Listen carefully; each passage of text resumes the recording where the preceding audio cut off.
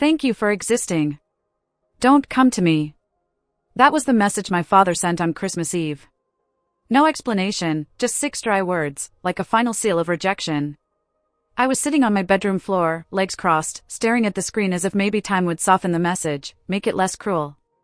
Everyone else was there, my parents, my sister, celebrating like a happy, complete family. And I was once again the outsider. I'd been out for a year and a half, covering rent, food, bills. My sister Esther had lost her job, or so she said, and while she was getting her life together, I paid every expense in silence, without complaining. Because that's what family does, right? That night, just before she left for dinner with our parents, she threw her coat over her shoulder, adjusted a front curl in the mirror, and paused at the door. "Oh, in case they ask," she said, "I told them you're just occupying the floor. You know, since your name's not on the lease." She didn't say it like a joke. She said it like a fact. I looked up from the dishes I was washing, hands frozen in soapy water. "You told them that?" She rolled her eyes. "Relax. It's not a big deal. I just didn't want them to think I'm letting you live here for free. That's easier." "But I'm paying the rent," I said quietly, but firmly. "Yeah, well, they don't need to know that." She left before I could respond. I didn't write back. I didn't call. I didn't try to explain myself. Instead, I sat at the kitchen table, staring at the cheap string lights I'd put up weeks ago, wondering how many more years I'd keep doing this, paying for people who had already decided I didn't belong. At midnight, I made a decision. I got up, opened the hallway closet, pulled out the toolbox, and changed the locks. No hesitation. No guilt. When I lay back down, the apartment felt lighter, calmer, even. Maybe for the first time. The next morning, around 8:17 a.m., I heard the sound of keys fumbling in the lock, a click, a curse, another click. Then pounding. Fists. Then silence. I didn't open the door. But I did leave something behind, 2 boxes, wrapped like presents, resting neatly on the doormat. One medium-sized, tied with a perfect bow. The other smaller, still moving. It all started with small things, groceries, then rent, then student loans. She said she'd pay me back. When she got fired again, I didn't ask questions. I just picked up extra shifts, sold my old laptop, gave up trips, hobbies, even dating. I convinced myself it was temporary. Helping my sister stay afloat was what a good brother would do. But temporary turned into routine. Routine turned into obligation. Obligation turned into silence. Because what do you say to someone who lets you pay all their bills, then tells your parents you're just crashing at their place? I should have seen it coming. Esther always had a way with words. She knew how to twist things just enough to become the victim and turn me into the problem. As a child, she cried to get away with anything. As an adult, she cried to empty every wallet around her, especially our parents. To them, she was the creative soul, a bit chaotic, but with a good heart. Meanwhile, I was too serious, too cold. But cold is what you become when love comes with conditions. I stopped going to family dinners months ago, not because I didn't want to see them, but because I couldn't fake it anymore. Every conversation was an emotional trap. "You're the stable one. She's just going through a tough time. She has such a delicate soul. Why do you always have to be so difficult?" The truth? I was tired. Tired of paying for everyone. Tired of being the only adult in the room.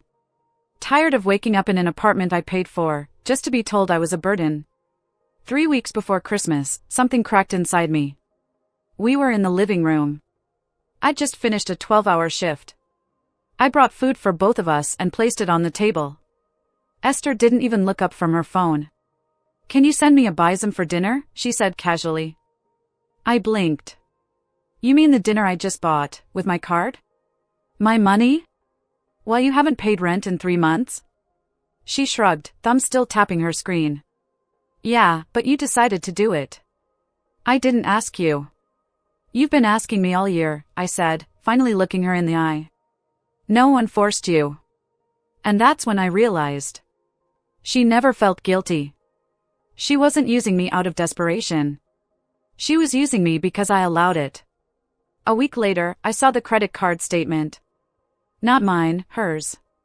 Or what should have been hers. The problem? The account was in my name. I sat on the edge of my bed, heart pounding, staring at the balance, €638.72. Purchases from Primer. Media Market. El Corte Inglés. A spa. A tattoo reservation. I called the company. They confirmed it had been opened with my ID and my email. She'd stolen my identity. I didn't confront her. Not at first. I watched. Tracked. Took screenshots. I saw her walk through the apartment in new boots and an Apple Watch, laughing on FaceTime with her friends. Calling me my idiot brother, as if I wasn't just a few feet away. I have planned to wait until New Year's. Maybe even February. Let it all build up. But then Christmas came. And my father's message. Thank you for existing. Don't come. That night, Esther sipped wine and smirked. I mean, you can't expect to be seen as family if you act like a tenant. You don't belong. So I changed the locks. And left her the gifts I'd originally bought for her, because I'm not cruel. And added a third box. Inside, a copy of the credit card statement, her name written in red marker, and a USB stick with audio recordings, clips of her bragging to her friends. In one, she laughed and said, honestly, he deserves it. He's like a bank with no fees. Why wouldn't I take advantage? The box shook slightly, because my phone was inside, set to vibrate, with a scheduled alarm. I wanted her to feel what I had felt for a year. Confusion. Instability. Tension. I was in the kitchen reheating leftovers when the banging began. They weren't knocks, they were fists, pounding like someone trying to break the door down. What surprised me wasn't that she came back. It was how calm I felt. I opened the door slowly. There she stood, hair a mess, eyeliner smudged, rage written across her face. What is this? She screamed, lifting the silver box that still buzzed like a bomb. I tilted my head. A Christmas gift. She opened it. Stared at the contents, printouts of messages where she called me a parasite, a paycheck with legs. A flash drive labeled, for Dad, play this if you still have a spine. A sticky note, folded neatly, that said, your contract has ended. Emotionally, and in every way. She turned to me, eyes wide. You don't have a heart. I didn't reply. I was just tired. At that moment, my phone rang. I answered on speaker. Son, what's going on? Your sister told us what you did. That was cruel. What happened to family?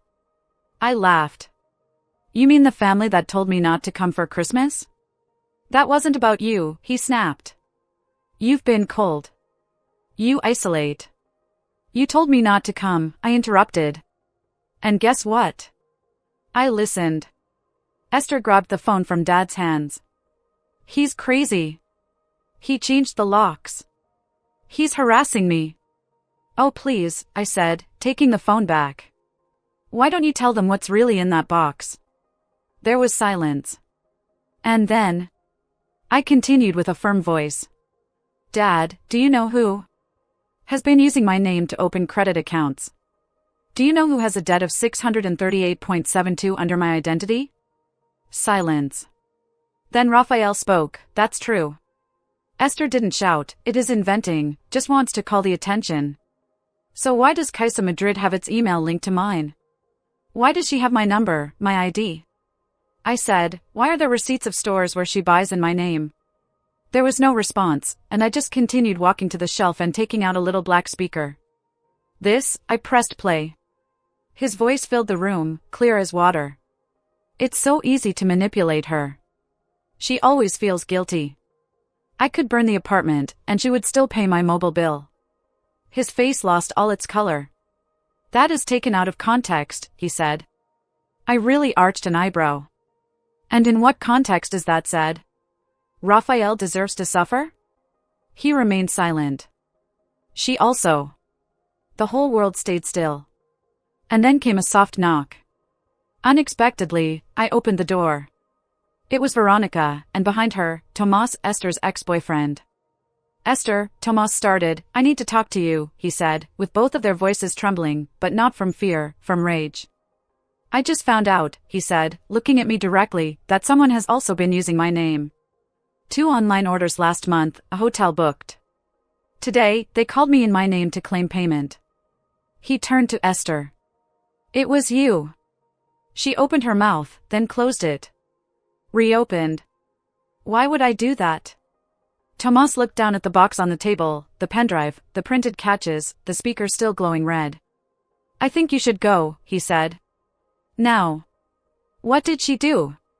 Did she jump? Did she stay? Here, said Tomas, entering.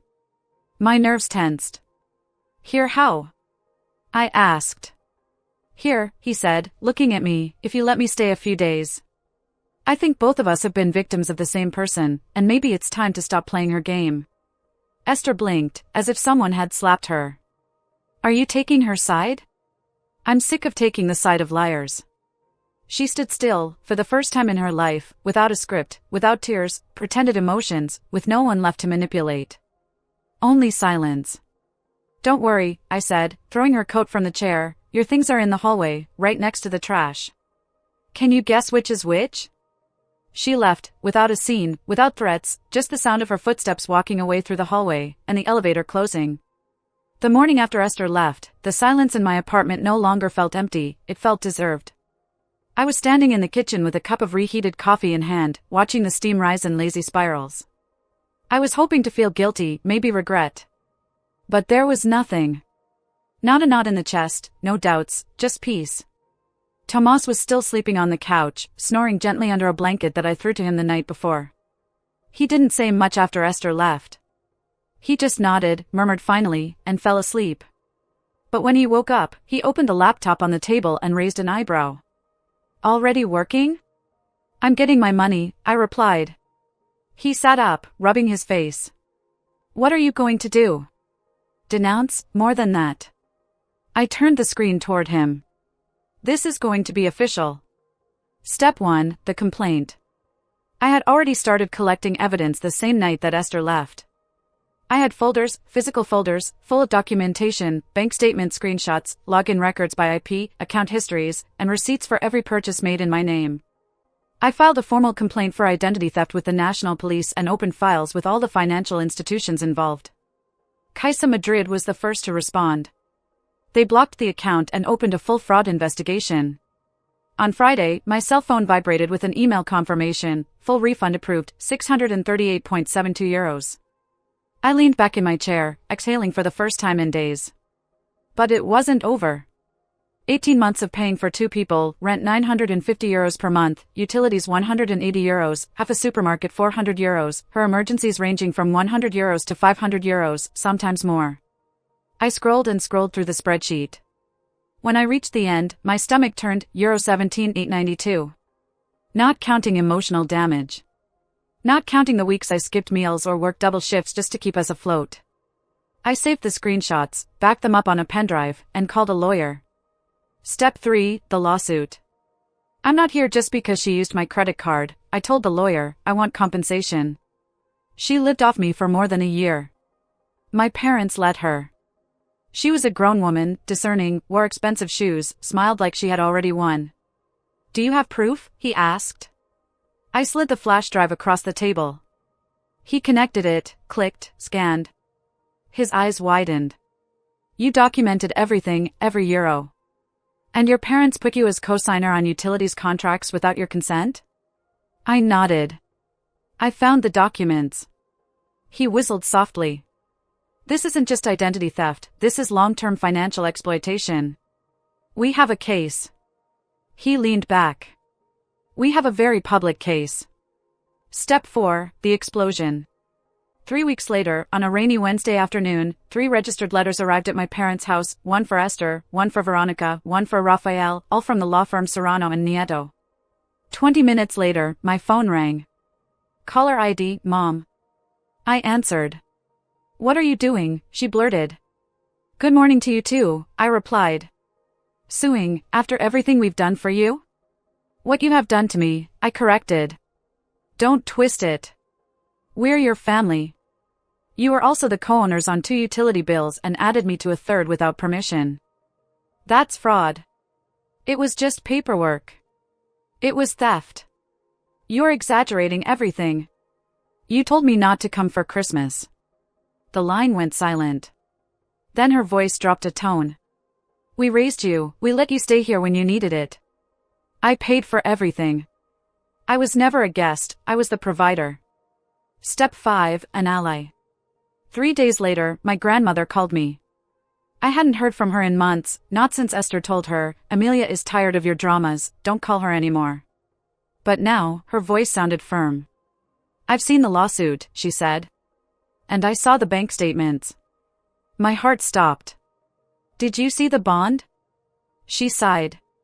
Your father got paid more than 9,000 euros from a savings bond one created in your name, and used it to pay for Esther's old car. I sat up suddenly. You didn't know that? He asked. I didn't know that good bonus existed, he said. It no longer exists. I have blocked what was left, and I have moved the account back to you, where it should have always been. I didn't know what to say.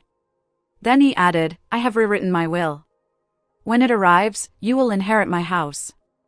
I know what you'll do, the right thing with her. I blinked. Emily, why? I asked. Because, she said, you're the only one who ever asked for nothing, and the only one who kept the receipts. The courtroom was tense as Esther entered, dressed in basics, as if she were auditioning. Veronica was wearing black, and Raphael didn't even look me in the eyes. My lawyer laid it all out, page after page, bank statements, audio recordings, text messages, bank fraud, misuse of powers, false accounts, violations, savings bonds. Esther tried to cry. Veronica alleged with premature fusion. Raphael just seemed exhausted, but the judge wasn't tired. Is it true that you registered your son's name in financial documents without your consent? Asked my mother. I mean, it was family, lady. Yes or no? Silence. Yes. The verdict finally whispered, 13,000 euros. Compensation, cancellation of all debts, fraudulent legal costs covered, and a formal warning on their background. The scene post-credits. 2 weeks later, I received a handwritten letter with no return address. I recognized Esther's handwriting instantly. Happy now? It read. You already made your point. Inside, folded in half, there was a photo of her and me, children sitting under a Christmas tree. I looked at our faces, how she clung to me as if I were the only thing keeping her in balance. I grabbed a pen and, on the back, wrote a single line, you released first, then I burned the photo. It's curious how silence sounds when you've earned it. 3 months after the court ruling, I hadn't received a word from my parents, no messages, no calls, not even a birthday card. And you know what? It was better that way. I had to justify myself no longer. They should understand, it's difficult for your sister to have it no more. You are the stable one. I continued on the same floor, but for the first time, it felt truly mine. A kind of place where you open the fridge and everything inside is yours, not someone else's. No one called to check on you, no one looked over your shoulder, where the air was still, not loaded with tension. The same sofa, the same view from the window, but the silence, the peace, it was completely new. Unknown. Powerful. The cost? Sometimes people ask, wasn't it difficult? Wasn't it cruel to cut off all your family? And my answer is always the same, it was necessary. For so many years, I had been shrinking to fit into their comfort, smiling at their insults, writing checks instead of setting limits, letting them call me selfish for not giving them everything while they gave me nothing but blame. The true cruelty was when I stopped being the obedient son and brother, the generous one. I saw the truth. They didn't throw me out. The least they missed was what I gave them. The message came one afternoon in May. I opened my email and saw a message from a man I didn't recognize. Your sister is not well, the message said. She's a woman named Lorena, apparently an old friend of Esther's. The message was short, cold. She's lost her job again, says you ruined her life. I thought about it for a long time, then pressed delete. Not because I didn't care, but because caring doesn't mean going back. The last meeting, one day, I ran into Raphael at a Repsol gas station. We looked into each other's eyes from opposite sides of the pump. He looked older, smaller, like someone who had finally run out of excuses. He approached slowly, not with anger, but with a strange kind of shame. You look good, he said. I see, he looked down. Your mother is still angry, you know? I was silent. He said, she says you ruined Christmas. I raised an eyebrow.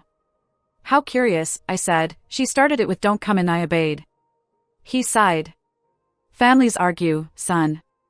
I didn't say anything. Families fight for each other, he added. You fought for Esther, you never fought for me. I didn't have an answer. I just stood there, waiting for him to give me a way to go back. I didn't do it. I entered my car and left, and it felt like peace. This was not revenge. It was freedom. Let me make something clear, this was not revenge. It was not punishment. It was not a crusade to prove I was right, although I had been. This was about letting go. Letting go of a system where love meant transactions, releasing the guilt that was never my responsibility. Letting go of that version of myself that begged to be seen, heard, valued. I didn't set out to destroy my family. I just stopped destroying myself to protect them. People like Esther, who blame and twist everything, survive because others continue to absorb the impact. I stopped absorbing, and all the machinery broke down, not because I broke it, but because I left.